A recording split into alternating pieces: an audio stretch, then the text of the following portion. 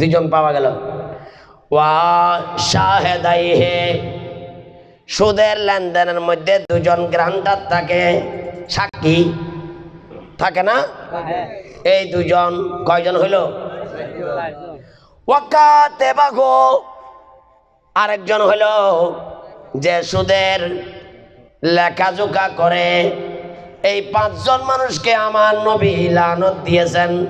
এখন আমার যুবক ভাইয়েরা, আমার মুরব্বীরা বলুন, এই পাঁচের ভিতর যদি আপনারা আমরা কেউ পড়ি, এখন সমস্ত মুলরা একসাথে আপনার জন্য রাতে একবার দিনে একবার দোয়া করলেও যেখানে আমার নবী লানত দিয়ে রেখেছেন, আমার দোয়াই মৌলানার দোয়াই কাজ হবে নি। যেটা নবী লানত দিলে কি এটা উজুরে রাজশাহী, রংপুর, দিনাজপুর উত্তন 20, 21, 22,000, 50,000 টাকা লই লাইতে দিনে দোয়া করলো আন নবী জাল্লাই লানত দেন। যতন মানুষই বে হামিয়ে নতুন ফিরি নোয়াই ততন পর্যন্ত দোয়া কবুল হইব না, মাত হইব না, হবে। এই 5 কিসিমের যে কোনো এক কিসিমের ভিতর যদি পড়েন তাহলে তওবা করে ফেলেন। তা আপনার যদি বলেন যে তাহলে আমরা কিস্তির মধ্যে টাকা না নিলে চলবো কেমনে, এরকম প্রশ্ন আছে না? কিস্তির মধ্যে টাকা না নিলে চলবো কেমনে? কেন, যখন কিস্তির ব্যবস্থা ছিল না তখন কি বাংলাদেশের মানুষ সবাই মরে গিয়েছিল? কি বলেন, তখন কি সবাই মরে গিয়েছিল? তখন যেভাবে চলেছিল, এখনো আপনি যদি এই সুদ লেনদেন থেকে নিজেকে বাঁচাইতে চান, দেখবেন যে আপনি নিয়ত করবেন আমার আল্লাহ আপনাকে সাহায্য করে বাঁচাই ফেলবেন। বড় করে বলুন সুবহানাল্লাহ। সুদের লেনদেন বন্ধ করুন, সুদের লেনদেন বন্ধ করুন। দেখবেন আপনার টাকা ইনকাম করবেন কম, সেখানে বরকত হবে বেশি। আর সুদের লেনদেনে জড়াইয়া যাবেন, আপনি লাখ লাখ টাকা ইনকাম করলেও আপনার বরকত কমে যাবে, আপনার সংসারের শান্তি চলে যাবে, আপনার শরীরের শান্তি চলে যাবে, বিভিন্ন রোগে আক্রান্ত হয়ে যাবেন, অভাবন্টনের মধ্যে পড়ে যাবেন। অনেক সময় দেখবেন যে ঘর বাড়িতে আগুন লাগে ধ্বংস হয়ে যায়, ঠিক কিনা? এরকম একটু মাথা ঘুরে দেখবেন, দেখবেন যে আপনার চোখের মধ্যে এরকম পড়বে। নাউজুবিল্লাহ বলুন। কেউ মনে কষ্ট পাবেন না। কেউ যদি এই সমস্ত কাজে থাকেন, আমার কথাগুলো শুনি কাল থেকে একটু ভালো হয়ে যাওয়ার জন্য চেষ্টা করবেন, ঠিক আছে? ঠিক আছে নি? গেল। দ্বিতীয় নম্বর, আমার নবী বলেছেন আর রাশি ওয়াল মুরতাশি কালাহুমা ফিন্নার। এ আমার উম্মতের নারী পুরুষগণ শোনো, যারা গোশ দেয়, যারা কি দেয়, গোশ, গোশ, যারা গোশ দেয় এবং যারা গোশ নেয়, গোশ গ্রহণ করে, এই দুজনের জন্য জাহান্নাম ছাড়া আর কিছু নাই। নাউজুবিল্লাহ। না আওয়াজ আপনাদের আস্তে আস্তে ছোট হয়ে যাচ্ছে। হয়তো হুজুর এতবার আইলে এই ওয়াজটা না করে, আজিন হইলে ওয়াজ করে, ঠিক কিনা?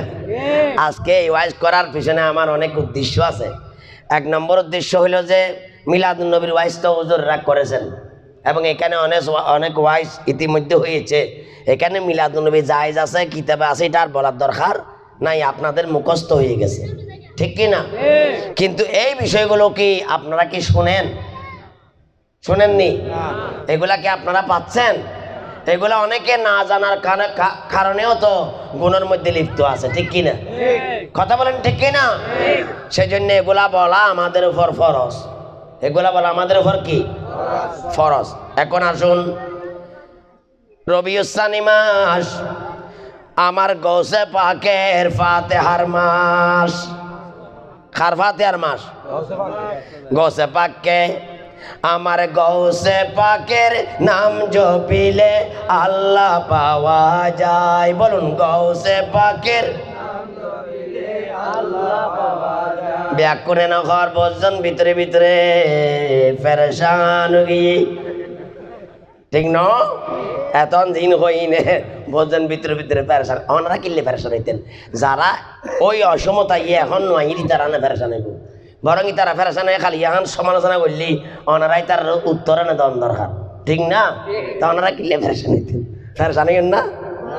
আমার গৌসে পাকের নাম জপিলে আল্লাহ পাওয়া যায়, আমার গৌসে পাকের নাম, গৌসে পাকের নাম জপিলে আল্লাহ পাওয়া যায়। চিৎকার দিয়ে বলুন সুবহানাল্লাহ। গৌসে পাক নবী যেমন নবীদের মধ্যে সেরা, আমার নবী সমস্ত নবীদের সেরা। গৌসে পাক দস্তগীর আব্দুল কাদের জিলানী সমস্ত অলিদের মধ্যে সেরা,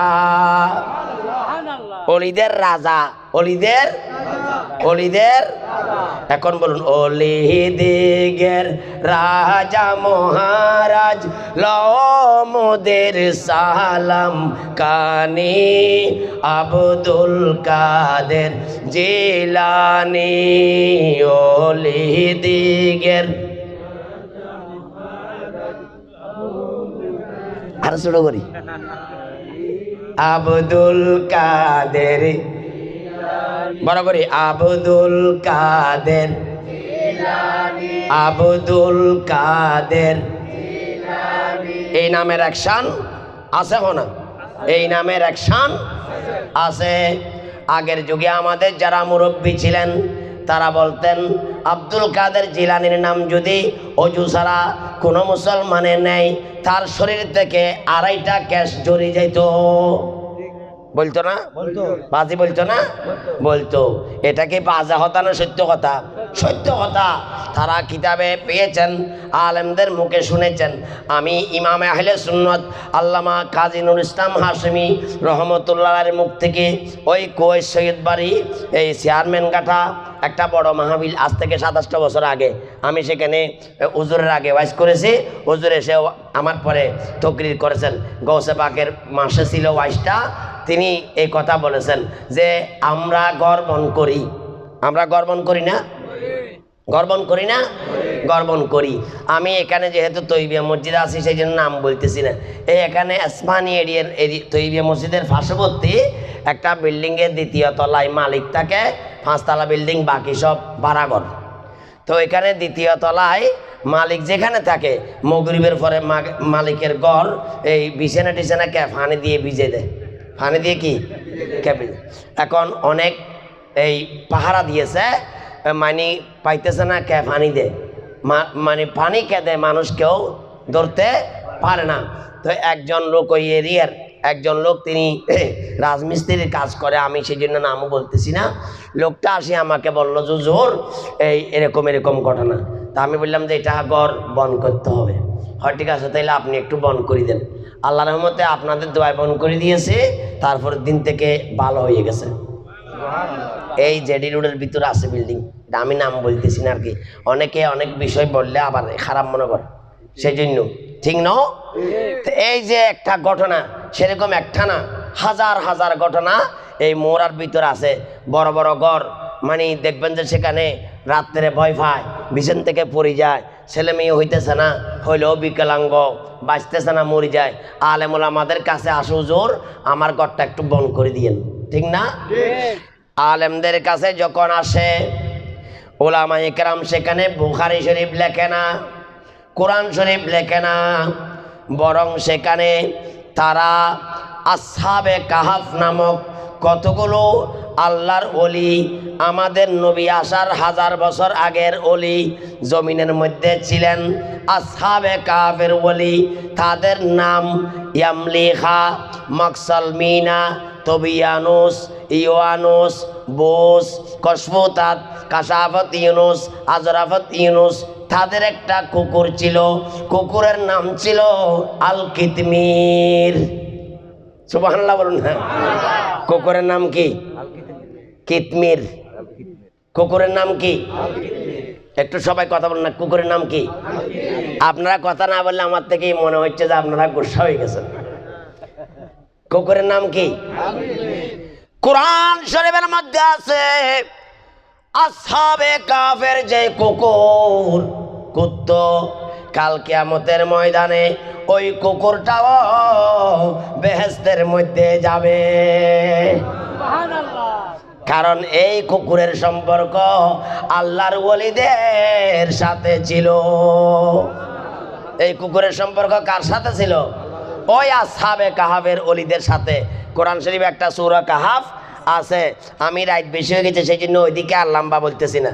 অর্থাৎ ওরা ওই যুগের ওলি ছিল, সরকার তাদের উপর জুলুম করেছে, অত্যাচার করেছে, নির্যাতন করেছে। সরকারের জুলুম থেকে, অত্যাচার থেকে বাঁচার জন্য তারা দেশ ত্যাগ করতেছে, এক জায়গায় একটা গুহার ভিতর আশ্রয় নিয়েছে। তাদের গুহার তারা যখন দেশ ছাড়ি চলে যাচ্ছে, ওই কুকুরটা তাদের পিছনে পিছনে চলে যাচ্ছে। তো আসহাবে কাহাফের ওলিরা বলতেছে, কুকুর তুমি আমাদের সাথে আসিও না, তুমি যদি আমাদের সাথে আসো তাহলে বাদশার সৈন্যরা দেখবে, বুঝতে পারবে যে আমরা যারা চলে যাচ্ছি আমরা তাদের শত্রু, আমাদেরকে ধরে ফেলবে। কুকুর বলে, না আমি ঘেউ ঘেউ করবো না, আওয়াজ টাওয়াজ করবো না, আমি আপনারা ছাড়া বাঁচতে পারবো না, আমি আপনাদের সঙ্গী হিসেবে থাকবো। বড় করে বলুন সুবহানাল্লাহ। কোরআন শরীফে আছে, শুধু সঙ্গী হিসেবে ছিলেন তাই নয়, তারা যখন আসহাবে কাহাফ তারা যখন গর্তের ভিতর গুহার ভিতর ঘুমাচ্ছিল, কুকুর তখন জাগ্রত, মানে শত্রু পাহারা দিচ্ছে, শত্রুদেরকে পাহারা দিচ্ছে। আসহাবে কাহাফের ওলিরা যখন করট এদিকে ওইদিকে করট ফিরে, এই কুকুরও ওই অলির সাথে সাথে করট ফিরে। কুকুরের কাছে প্রশ্ন করা হয়েছে, এই কুকুর তুমি তো ঘুমাচ্ছ না, তুমি কেন করট ফিরো? বলে, আল্লাহর ওলিদের সাথে যেহেতু আছি তাদেরকে অনুসরণ করার জন্য তারা যখন করট ফিরে আমিও করট না ফিরে পারি না। চিৎকার দিয়ে বলুন সুবহানাল্লাহ। সেই কুকুর ওই জান্নাতে যাবে, বেহেশতে যাবে। এই কুকুরের নাম, ওই অলি আল্লাহদের নাম তাবিজ লেখে বড় বড় পীর মশায়েক আলেম ওলামারা অনেক সময় গর্বণ করলে দেখা যায় যে জিন ভূত ফেরত সব চলে যায়। বড় করে বলুন সুবহানাল্লাহ। এখন আসেন, সেই আসহাবে কাহাফের অলিগণ এক পল্লাই দিলে অন্যান্য নবীদের যুগে আরো যত অলি সবাই এক পল্লাই দিলে আমার নবীর নূরানি আওলাদ, ইমামে হাসানের বংশধর, ইমামে হুসাইনের বংশধর, গৌসুল আজম দস্তগীর ইমামুল আউলিয়া আব্দুল কাদের জিলানী রাদিয়াল্লাহু তাআলা আনহুকে আরেক পাল্লায় দিলে আমার গৌসে পাকের পাল্লা হাজার কোটি গুণ ভারী হবে। সুতরাং ওই অলিদের নাম লিখে যদি দিলে জিনভূত ফেরত চলে যায়, তাহলে আমার গৌসে পাকের নাম লিখে দিলে অবশ্যই অবশ্যই অবশ্যই অবশ্যই জিনভূত চলে যাবে কি যাবে না? যাবে কি যাবে না? অলি দিগের রাজা মহারাজ লৌমুদের সালাম কানি আব্দুল কাদের, বড় করে আব্দুল কাদের, অলি দিগের রাজা মহারাজ লৌমুদের সালাম কানি আব্দুল কাদের, কৃপা করে রাগ